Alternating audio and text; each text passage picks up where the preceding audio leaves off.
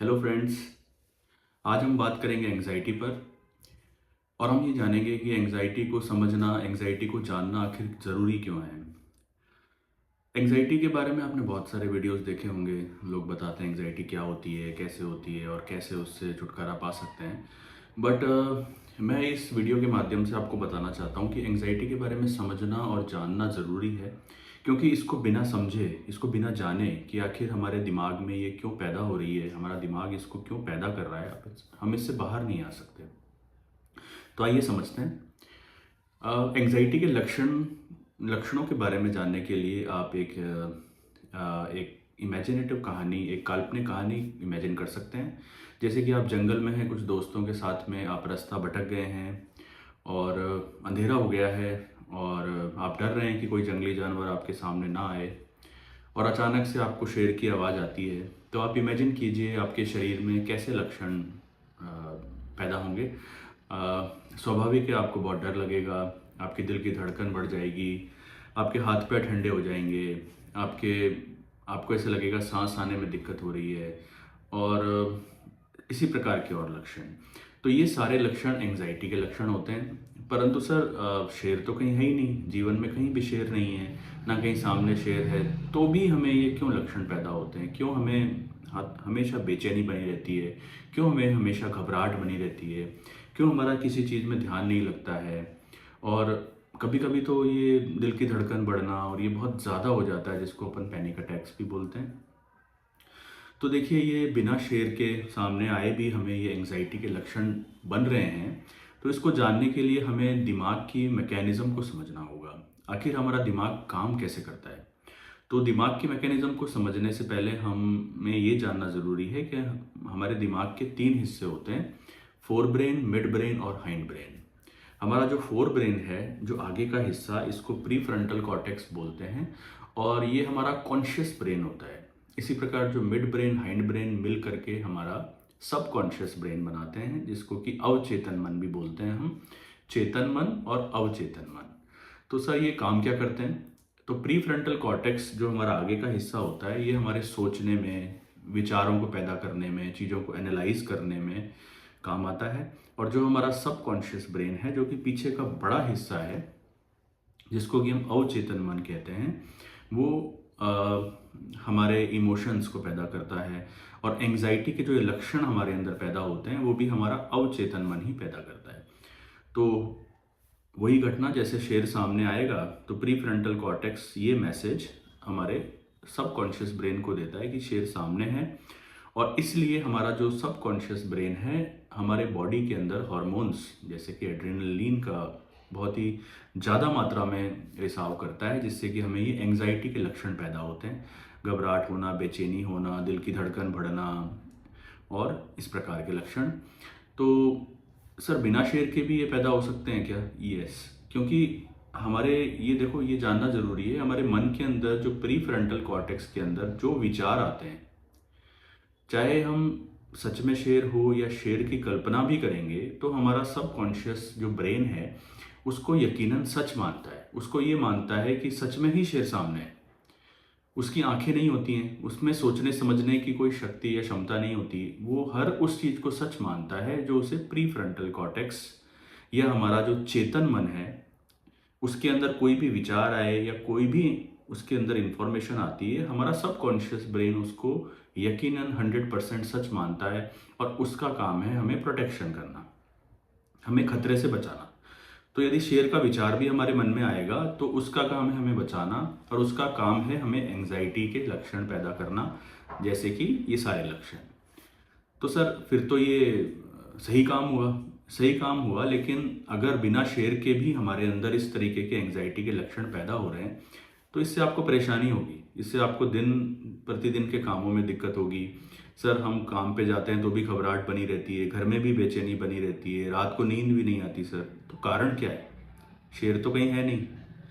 तो देखिए, इसको समझने के लिए ये जानना जरूरी है कि शेर होना ही आवश्यक नहीं है। हमारे मन के अंदर और भी बहुत से ऐसे विचार, हजारों लाखों विचार दिन के अंदर बनते रहते हैं, जिसके कारण हमारा अवचेतन मन ये मैसेज लेता है कि कहीं ना कहीं कुछ ना कुछ खतरा है या हमारा जीवन खतरे में है।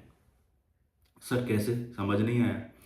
इसके लिए मैं आपको कुछ अपने केस के एग्जांपल्स बता सकता हूँ। जैसे फॉर एग्जांपल कि कोई बच्चा है, वो आईएएस की तैयारी कर रहा है और वो मेरे पास में आता है कि सर पढ़ाई में मन नहीं लग रहा है, रात की नींद नहीं आ रही है, ध्यान नहीं लगता है, हमेशा बेचैनी बनी रहती है और दिल की धड़कन हमेशा तेज बनती है, कभी कभी सुनाई भी देने लग जाती है सर, गले के अंदर ऐसा लगता है कि कोई गला दबा रहा है। तो ये सारे लक्षण उसके एंजाइटी के लक्षण हैं। तो जब हम बात करते हैं, उस बच्चे से हमने बात करी तो हमें पता लगा कि वो प्रिपरेशन के बारे में क्या समझता है, अपने आईएएस के बारे में क्या समझता है, उसकी फ्यूचर की प्लानिंग क्या है। तो जो उसका बिलीफ, उसका जो विचार जो निकल के सामने आए, उसके विचार ये थे कि सर अगर मेरा सिलेक्शन नहीं हुआ आईएएस में तो मेरी, इससे बेटर है कि मेरी मौत हो जाए, इससे अच्छा है कि मैं मर जाऊं, या फिर मेरा जीवन किसी काम का नहीं होगा अगर मेरा आईएएस में सिलेक्शन नहीं हुआ।